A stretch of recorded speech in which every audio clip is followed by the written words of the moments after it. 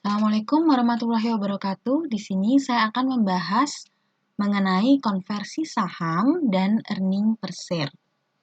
Pembahasan pertama, saya langsung pada konversi saham. Jadi, untuk konversi saham di sini, jadi biasanya ini untuk penukaran saham ya. Jadi biasanya ada saham preferen yang nantinya akan dirubah menjadi saham biasa.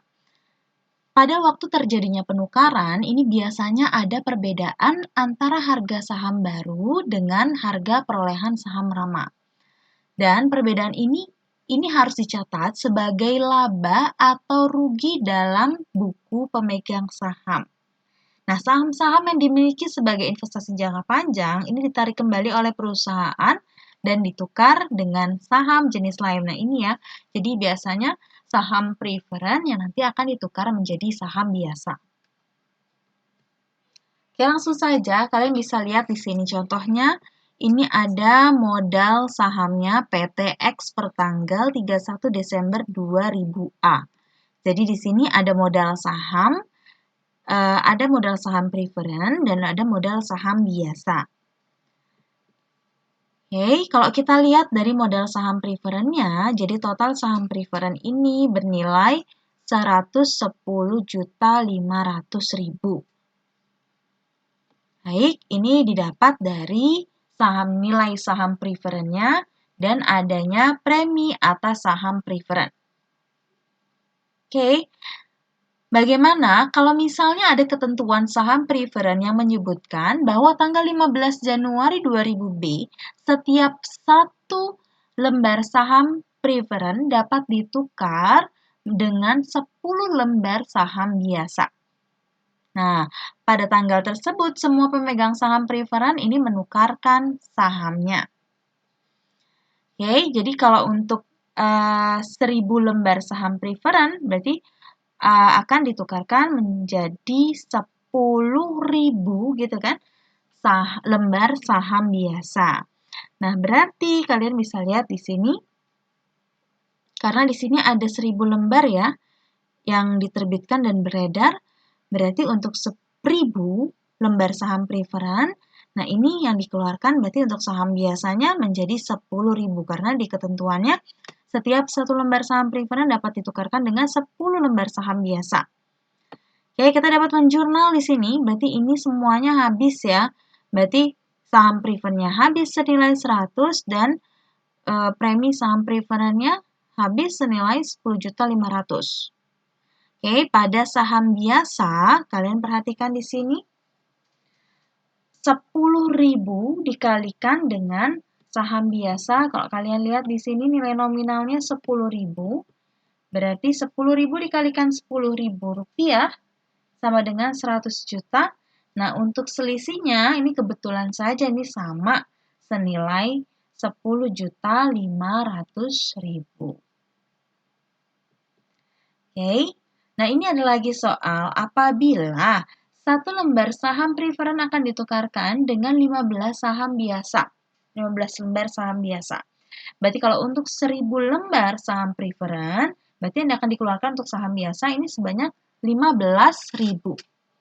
Nah, jurnalnya kalian bisa lihat di sini. Saham preferen debit, terus ada premi saham senilai 110.500. Nah, ini saham biasanya ternyata nilainya 15.000 gitu kan, dikalikan 10.000 ini nominal saham biasa. Dapatlah 150.000. Oh, ini tentunya banyak sekali. Nah, sekarang selisihnya bagaimana? Karena ini akan mengurangi ekuitas, berarti kita kurangi dengan akun laba ditahan sebesar berapa selisihnya? Selisihnya sebesar 39.500.000. Oke, sampai situ untuk konversi atau penukaran saham. Kita lanjut ke earning per share. Jadi kalau earning per share di sini, jadi dia menghitung jumlah pendapatan yang diperoleh dalam satu periode untuk tiap lembar saham yang beredar. Nah, informasi mengenai laba per saham ini dapat digunakan oleh pimpinan perusahaan dalam menentukan dividen yang akan dibagikan. Informasi ini juga berguna bagi investor dalam mengetahui perkembangan perusahaan. Nah, ini rumusnya. Jadi kalau laba per saham, laba neto ya, dikurangi dividen saham preferen. Ini dividen saham preferen yang nilainya tetap dari periode ke periode, dibagi total saham biasa yang beredar. Oke, kita langsung ke contoh soal. Misalnya PT AKN nih, mempunyai modal saham biasa yang beredar dalam tahun 2019 sebanyak 1.000 lembar. Pendapatan bersih dalam tahun 2019 sebesar 1.500.000. Nah, semua saham sudah beredar sejak awal tahun 2019 dan tidak ada saham prioritas. Pendapatan per lembar sahamnya untuk PT AKN tahun